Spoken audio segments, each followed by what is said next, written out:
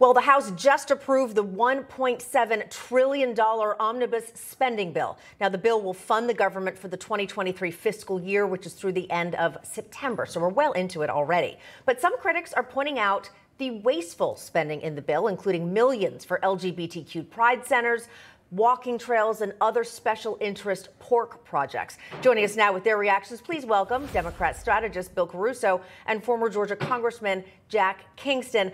Welcome to both of you. Thanks for being with us. Jack, I'm going to dive right in and start with you. Your reaction, the fact that this 4,000 plus page bill has now been passed.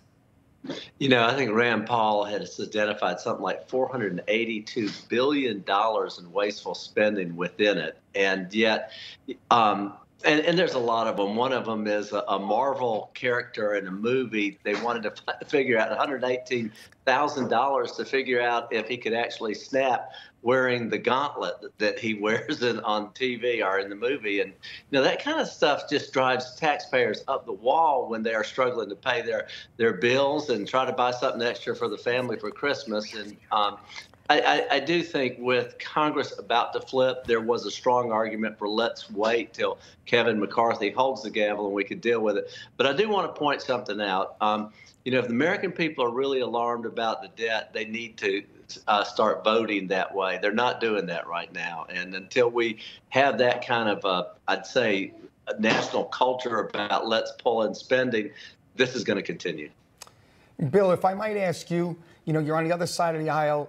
Let me just jump right in and say there obviously is a lot of spending in this bill, but in light of all the inflation, should the American people be concerned about that?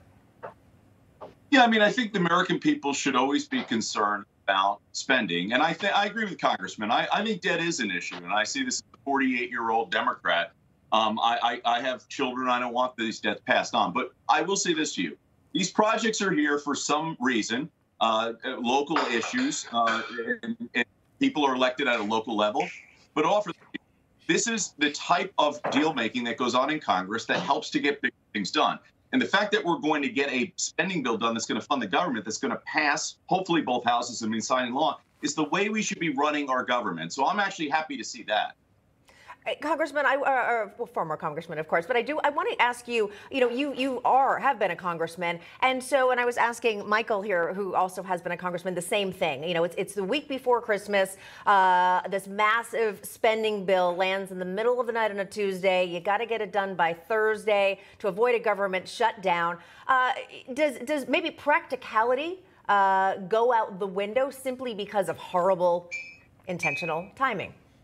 Well, you know, as Bill said, every little program in there had an advocate, had a champion who put it in there, and his or her vote for the final spending was in play, depending on if they got their stuff or not. What I would like to see, instead of the government running the clock until December every year, Mike and I know how badly we all wanted to get out of town in August for the break. What they should do is say, let's settle all the spending by July 30th. And if you can't, then you work through the August recess.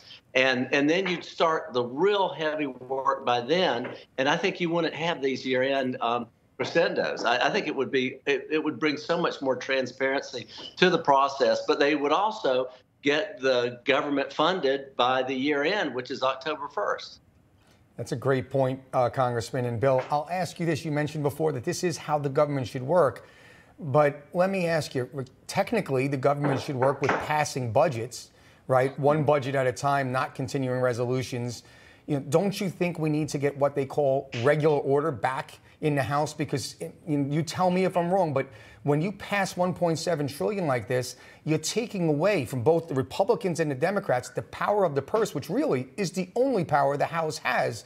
You know, do you agree or disagree with that?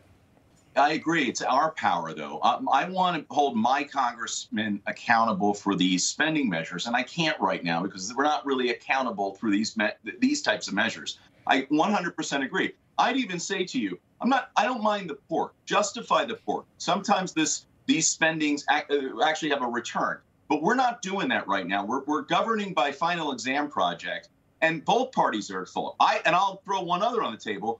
I'm excited to see bipartisan government and the hope the Christmas miracle that we might see, the ability of both parties come together at the federal level and actually function again. Well, yes, we're going to, I think I would raise a glass to that, for Yeah, sure. I agree, Yes, I agree wholeheartedly. Yeah, work together. I think that sounds like a 2023 resolution. Fingers crossed on that, although I'm not going to hold my breath. Bill Caruso, Jack Kingston, Merry Christmas, Happy Holidays to both of you. Thanks for being with us. Thanks a lot. Merry Christmas. No crooked establishment. None of that twisting the truth. No talking down to me. Don't tell me how to think. Don't tell me how to think. Don't tell me how to think. I trust Newsmax. Newsmax. They don't tell me how to think. They let me decide. Newsmax. real news For real people.